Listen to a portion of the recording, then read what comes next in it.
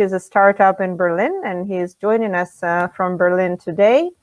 I first met Nathan in Berlin, where he kindly invited me to be on an expert panel for blockchain in Africa. That was already more than 2 years ago, and since then I was amazed at the progress that his startup has made in developing the blockchain technology for various areas in the mining industry. And I watched his often LinkedIn posts and podcasts. So yeah, Nathan, welcome and thank you for joining us today. And please go ahead. Absolutely. Can you see my screen yet? Everyone? But we see too much. No, that's good. Yeah, that's good now. That's good? Yeah. All right. Perfect. Thank you, everyone. Thank you for having me here. There have been really good presentations so far, and I really like what Stefan had to say in his presentation about the importance and how we can actually get sustainability in the mining supply chain. And I want to spend a couple of minutes to talk about why. My name is Nathan Williams. I'm the founder and CEO of Minespider. So we're also doing a blockchain for the mining industry, and we are using what is known as a public blockchain, which Andy explained earlier, in order to connect different regions, different mines who don't necessarily trust each other to help them share data. So one thing that happened earlier this year is we saw a big shift in the mentality of the investment market when Larry Fink at the World Economic Forum declared that they would be looking at sustainability as a new standard for investing, and where the biggest investor goes, the rest will follow. We're starting to see this shift in how the money is moving toward more sustainable products. And this opens up opportunities, but it also means that there are threats. This is going to be top of mind when people are purchasing. They want to know where our materials, our products coming from, and under what conditions they're being produced. And now is the time when we can go in and say, well, we want to be part of this global shift. And we're already seeing this starting to happen. Earlier this year, the London Metal Exchange announced plans for trading of low-carbon aluminum, for example. And this is a landmark moment because aluminum is a commodity. It is something that you buy and you sell based on the current market price, and that's it. And this move is a first step in decommoditization. And we've seen some other companies also move in that direction with tin, with gold, and we believe that there is an opportunity there. So there are regulatory pushes to knowing where your materials are coming from and under what conditions they've been produced.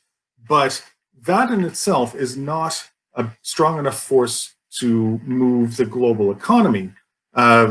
It is the instigating factor, but the real driver behind this is people believing they have a right to know what they're buying.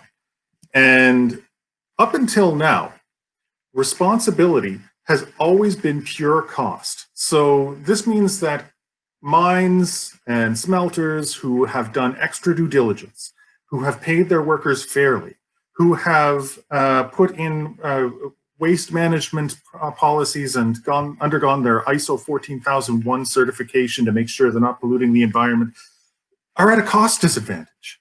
And if they wanted to sell at a premium, they would need to talk to not the low-level traders. They would need to talk to the CEOs of the companies who would purchase from them. And it was very, very difficult up until now because there is no way to actually distinguish metal that has come from a responsible source and metal that has been mined using forced labor, or metal that has had other illicit practices contribute to its production.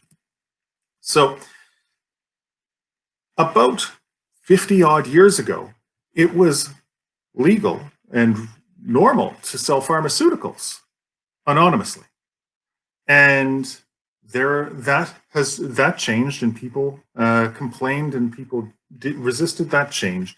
But nowadays, no one would ever think of selling a pharmaceutical without knowing the conditions under which it was produced. 20 years ago, this happened in the wood industry as well. I think we're at the point where we have the technology to say we can track and trace and know where our metals are coming from, and maybe this should be normal. Maybe there is a future in which metal is not sold anonymously. So the way we've approached this is similar to how others have approached it. We use blockchain to create digital certificates. Now, the certificates are stored on the blockchain, and the way I like to explain how the blockchain works is it's essentially just a database. It's not rocket science. It's a database that is copied 1,000 times. And everyone who participates in the database has a copy of the data that is stored on it. This allows you to know for sure that what the original version of the data is. In a sense, it lets you create unique digital items. Now, if you think of a digital item, you think of a sound file or a movie that can be copied 100,000 times. But what if you knew which one was the original and which ones were the copies? Well, then that digital item could store value. Most people think about Bitcoin when they think of blockchain because those digital items are coins. They can hold financial value. Well, what we're doing is we're creating digital certificates, which can't be copied, where you can know which is the original. So what this allows you to do is to put data in there that can't be changed. And it can engender trust in an area where you might not have trust otherwise. The way Minespider works is that every member along the supply chain creates a digital certificate that gets linked to other people's certificates. So this can be used both to map company level information, such as your responsibility policies, your ISO certificates, or materials level information, such as a unique identifier on a pallet of metal and the origin of that pallet and the current location and shipping routes. So we have data that can be tied to companies, allowing people to make more informed decisions. Right now, it is a pure cost, but as this becomes normal, as the big players adopt it, it's become simply a cost of doing business, and it levels the playing field. And so that's why we believe that this is a future that we are nearing the tipping point of achieving. So let's imagine you want to adopt some blockchain in your mind. Well, what questions should you ask before starting? We've been approached by mines and smelters and non-mineral companies from all over the world who are interested in using blockchain to know more about their supply chain. But there's always been this problem of they want to know more, but they don't know what they want to know. So the first question to ask is, what kind of data do we need to capture? What would deliver value? What would help us know more about what we're purchasing or what we're selling? Then the second question is, how can we balance this trade-off between transparency and privacy? If I'm sharing data, especially on a public blockchain, I might not want my competitors to see where I'm purchasing from. I might not want the customers of my customers to know where I'm purchasing from. There may be trade secrets that need to be stored on a blockchain so no one can change them, but hidden so that only the right people have access to that information. So these are dangers on the right road. The third question is, how do we address specific issues such as human rights abuses in the supply chain? What data do we need to gather? How can we address this? And it can be, for example, if you want to address the issue of child labor, maybe going and auditing isn't enough because an illicit actor might hide whoever is working there one day when the auditors visit. Maybe there's other data, such as school roll calls that you can observe to get a better picture of what's going on. This all comes down to that question of how do you avoid the garbage in, garbage out problem. If people put fraudulent information on the blockchain that can't be changed, it doesn't really help. And so there has to be a lot of thought that goes into what risks we expect at which point in the supply chain and what data we can collect in order to mitigate those risks. So the way we approach this is, first of all, we've developed our own infrastructure. You can think of a blockchain infrastructure a little bit like the internet, sort of like Andy said in his presentation. It's a way of encrypting and transmitting information. And then on top of that, you can build different applications. And so what we did is we built our own blockchain infrastructure for creating these certificates and linking them together. And then we can build on top of that any number of applications that might tell you all the information you need for certain regulations. It might be able to tell you what the chemical constituency is of your materials, so you can authenticate it, or you can prepare certain processes in advance. There are any number of applications once you have the core structure in place. What we did in order to manage this in a blockchain where everybody has who participates as a copy of the data is with what's called layered encryption. So what we do is a blockchain certificate is created with 3 different layers. A layer that is visible publicly, which would have information about what type of certificate it is. Is it for tin? Is it for lead? As well as hashes or encrypted versions of the layers beneath. The transparency layer will be visible to everyone who is linked together in the same supply chain. And this will contain information such as compliance information, information that helps companies know that the material is correct. The digital fingerprint could be contained in the transparency layer. And this layer is encrypted with a key. And then the encrypted version of the transparency layer is stored in the public layer. So anyone receiving the transparency layer can know that it is unchanged, even though only the key holders can read it. Finally, we have a private layer. This layer is only visible to a company and its immediate customer. And it is encrypted with a key.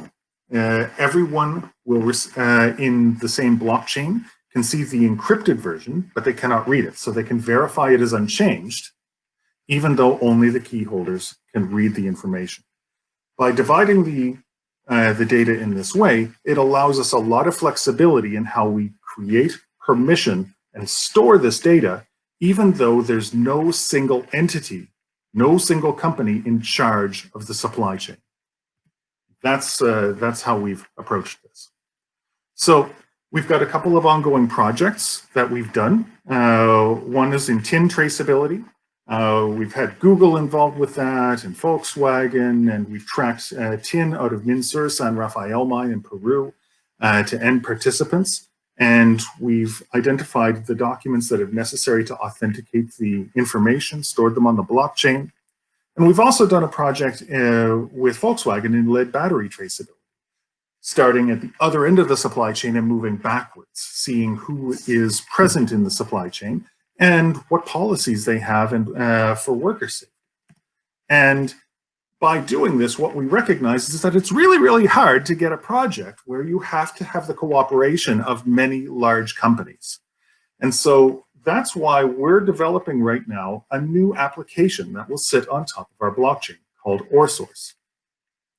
OreSource is going to be a blockchain app that gives value to a single entity, a smelter or a mine, that captures everything they need to be able to sell it into Europe to help their customers. Because Europe has their new European conflict minerals regulation coming into force in January 2021. And the idea is to have a simple QR code that adds value to the metal that you're selling, so that when your customer purchases it, they have everything they need to do the due diligence and to say, we've done what is necessary to comply with the European conflict mineral regulation. By doing this, what the mine or the smelter gets out of it is they have a way of distinguishing their products from the world market. It's not just a commodity anymore. It is a product that comes with a distinguishing mark.